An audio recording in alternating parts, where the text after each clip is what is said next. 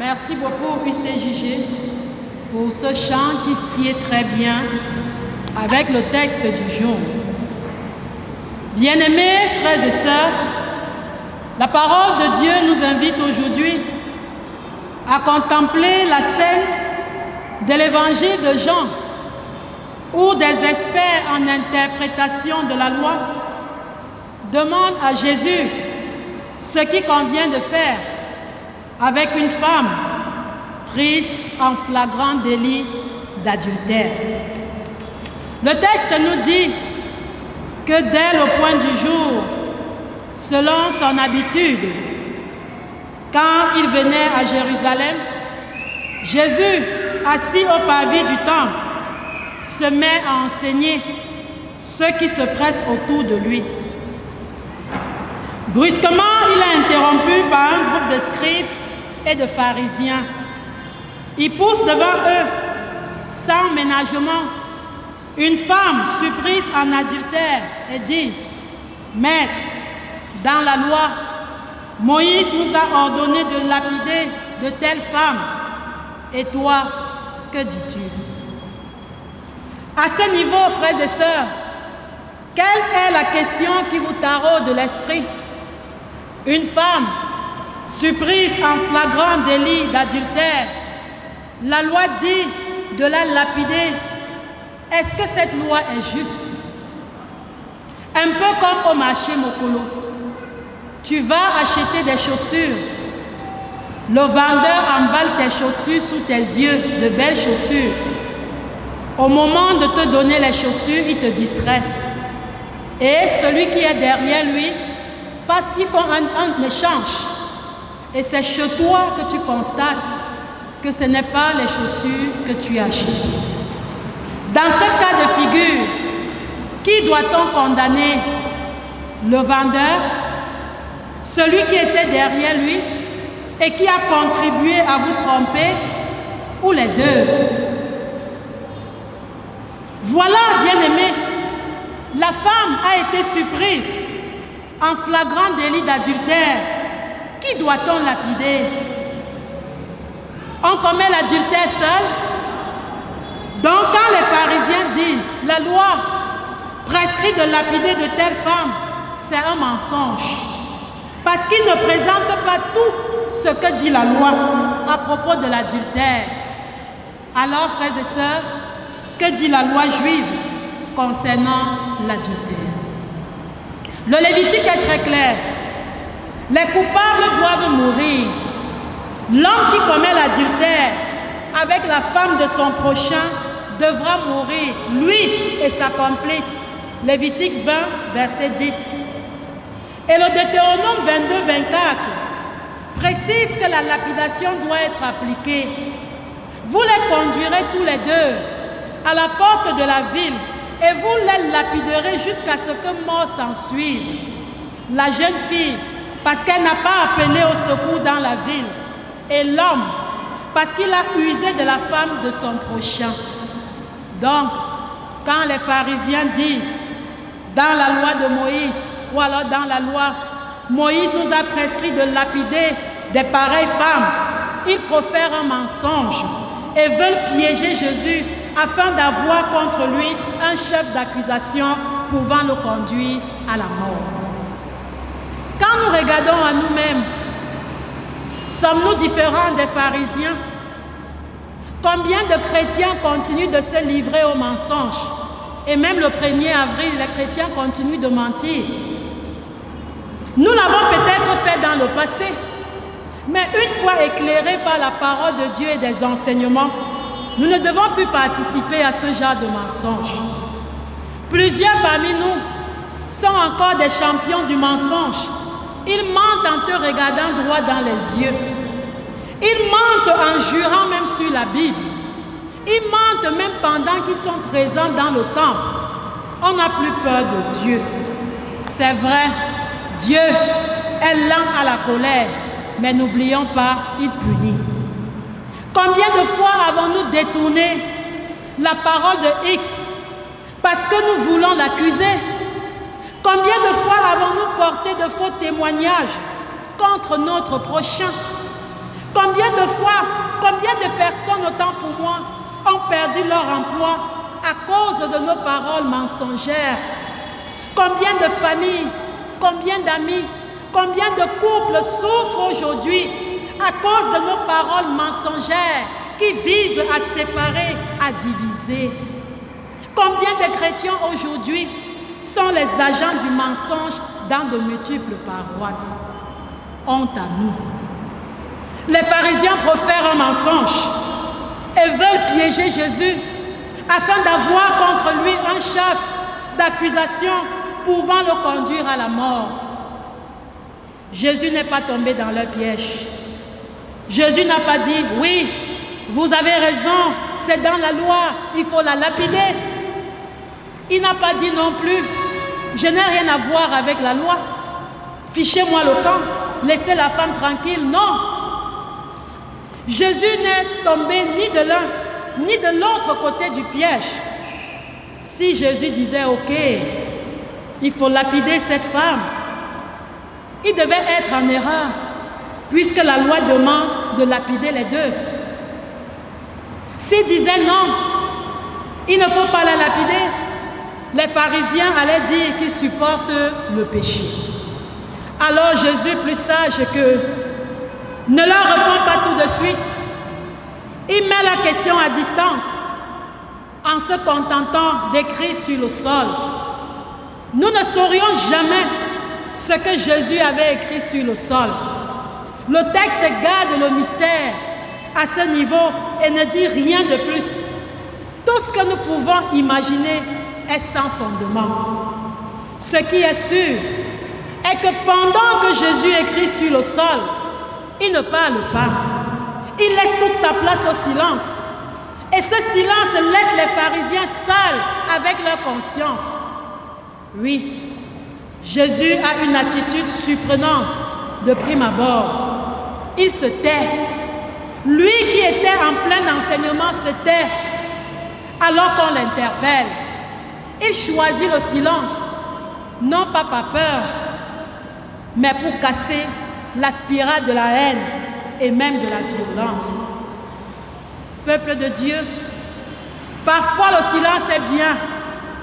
Il calme les ardeurs et les violences. Il apaise la colère. Il déroute aussi celui qui vous veut du mal. Oui, le silence permet aussi de se poser des questions sur soi-même. Imaginez par exemple, si toi qui m'écoutes ce matin, tu m'agresses avec violence, m'insultes, et moi je garde silence, tu vas te poser des questions sur toi-même. Après un premier temps de silence, Jésus dit aux pharisiens que celui d'entre vous qui n'a jamais péché, lui jette la première pierre. Puis Jésus garde encore le silence, se baisse et écrit une seconde fois sur le sol.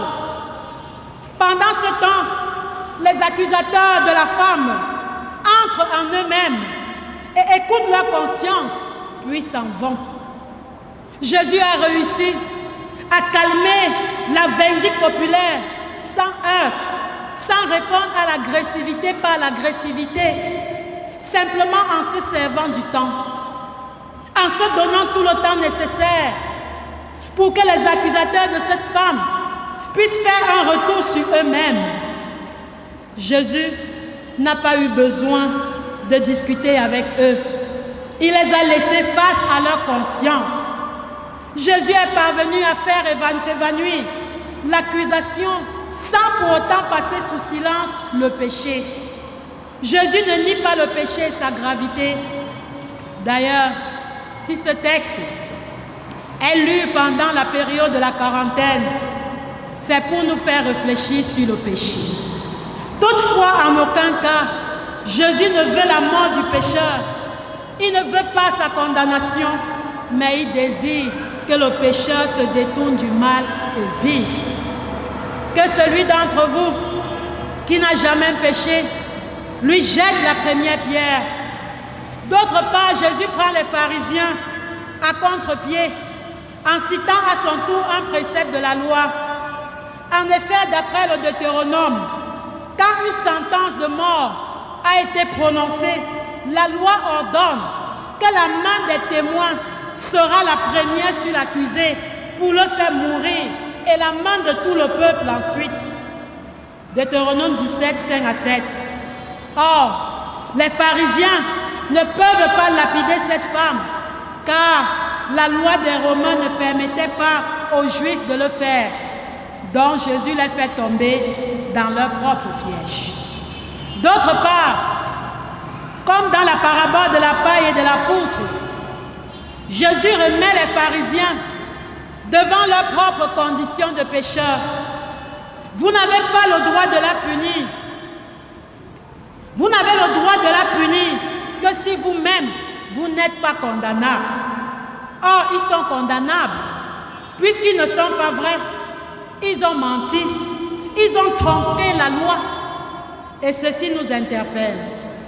Nous qui sommes toujours pressés de juger les autres. Jésus rappelle que tout être humain est pécheur. Certains péchés peuvent paraître plus graves que d'autres parce qu'ils sont plus lourds de conséquences. Mais le péché reste le péché. J'entends encore les chrétiens dire c'est un petit péché. Moi, je n'ai pas encore vu ça dans la Bible. Le péché reste le péché. Il n'y a pas de petit mensonge. C'est le mensonge.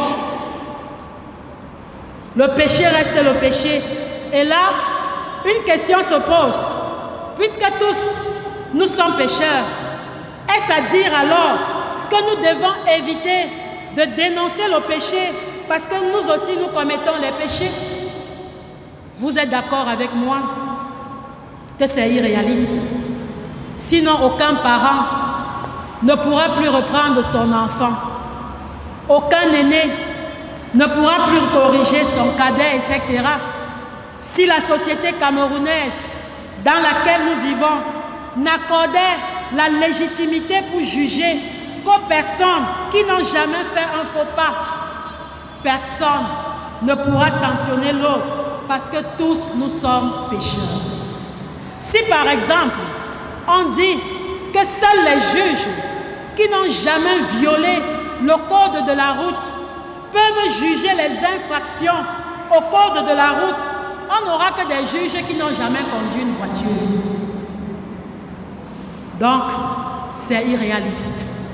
Il faut bien qu'il y ait des juges pour réguler la société, pour qu'il y ait de l'ordre, pour que chacun n'en fasse pas à sa tête, pour qu'une société soit ordonnée et qu'elle puisse bien fonctionner. Il faut bien qu'il y ait des lois. Ce que Jésus veut faire ici, c'est en appeler tout simplement aux consciences de chacun. Jésus ne condamne pas les pharisiens qui accusent la femme. Il ne condamne pas la femme. Il ne condamne personne. Il en appelle simplement à nos consciences. Jésus veut dire que lorsque quelqu'un commet un péché, pas besoin de faire un vacarme, mais qu'on donne la possibilité à celui qui a péché de demander pardon au lieu de le condamner immédiatement ou à tout prix. C'est comme vous arrivez dans votre champ, vous attrapez un voleur avec un sac de maïs, vous appelez tout le quartier pour le lapider, ou alors vous l'amenez directement en cellule. Ça, c'est être intransigeant. Il faut lui donner d'abord la possibilité de demander pardon et de promettre de ne plus recommencer. S'il commet encore la même bêtise, vous pouvez juger de lui donner une seconde chance ou de le punir cette fois-là. Que celui d'entre vous qui n'a jamais péché lui jette la première pierre. Jésus veut tout simplement balayer toute dureté ou intransigeance en nous. Malheureusement, nous le faisons très rarement. Nous disons dans notre prière, nous allons le dire tout à l'heure, mais est-ce que c'est ce que nous allons faire après? Pardonne-nous nos offenses comme nous pardonnons à ceux qui nous ont offensés. Et en même temps, nous disons que ce que tel m'a fait, je ne peux jamais pardonner. Nous condamnons les autres, mais nous voulons la libération pour nous. Nous ne voulons rien entendre venant d'eux. Tout ce que nous leur souhaitons, c'est la mort, qu'ils disparaissent devant de nous. Dieu ne se lasse pas de pardonner. Apprenons donc nous aussi à être miséricordieux envers tous. À aucun moment, Jésus n'a proféré des paroles de condamnation, mais de pardon et de miséricorde, avec une douceur qui encourage aimablement tout le monde à se convertir. Je ne te condamne pas, va et désormais ne pêche plus. Dieu n'aime pas le péché, cependant, il est patient et compatissant.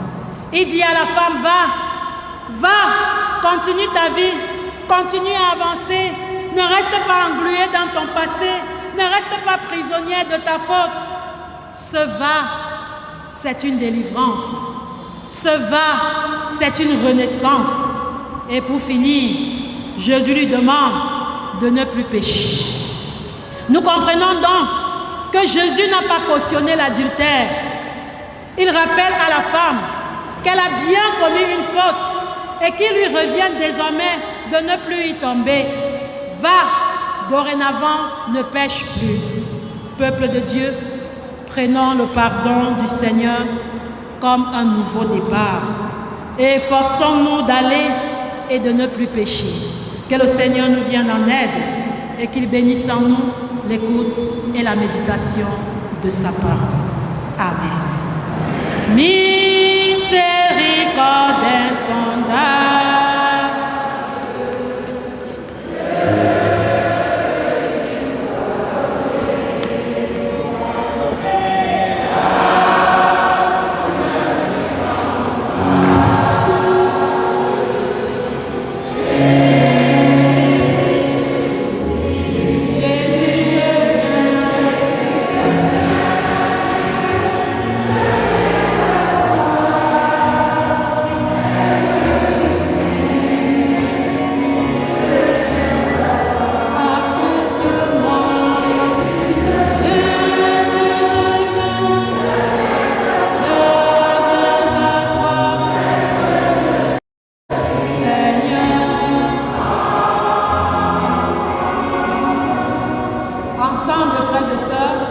Confessons la foi chrétienne en proclamant les yeux ouverts, la tête relevée.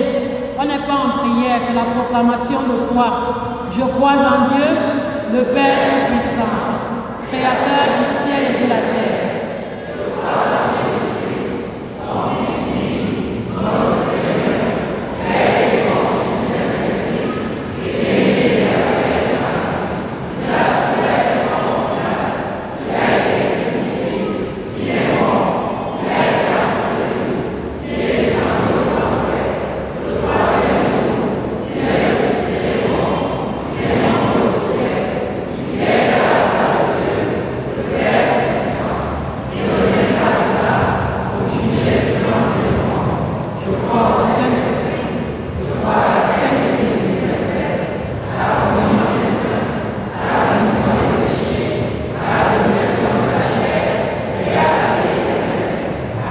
Veuillez vous asseoir, vous êtes de très bons élèves. La prédication portait sur le récit de la femme adultère.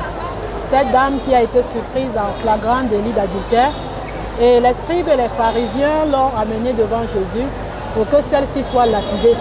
Or, pour eux, ils étaient en train de tronquer la loi. Une façon pour eux, ce n'était même pas tellement la lapidation qui les intéressait. Leur rôle était de piéger Jésus. Mais Jésus, qui était plus sage qu'eux, qui connaît mieux la loi qu'eux, a permis qu'eux-mêmes puissent tomber dans leur propre piège, en disant que celui qui n'a jamais péché, qui puisse jeter la première pierre. Or, ils ont compris qu'eux-mêmes, ils sont des pécheurs, raison pour laquelle ils se sont enfuis. Et ce qu'on peut retenir est que Dieu n'est pas intransigeant. Le Dieu que nous servons est un Dieu miséricordieux. C'est vrai qu'il est lent à la colère, il punit, mais il est aussi compatissant. Il laisse toujours le temps aux pécheurs pour un moment de repentance. Et le Seigneur nous exhorte, nous les êtres humains, à ne pas toujours rapidement condamner celui-là qui nous a fait un tort, mais de prendre d'abord le temps pour pouvoir pardonner à cette personne, quitte à ce que la personne change pour que la personne recommence, et puis on verra ce qui pourra s'en suivre. Donc apprenons à pardonner. Quand la personne nous demande pardon, pardonnons comme Dieu nous pardonne. Et aussi, puisqu'il dit à la femme adultère, va et ne pêche plus, comme une délivrance, il donne la possibilité à cette dernière de recommencer sa vie. Nous aussi, quel que soit le poids de notre fardeau, confessons et levons-nous, avançons, quand nous avons fait une confession de foi, car le Seigneur que nous servons va nous pardonner. Voilà un peu près ce qu'on peut retenir.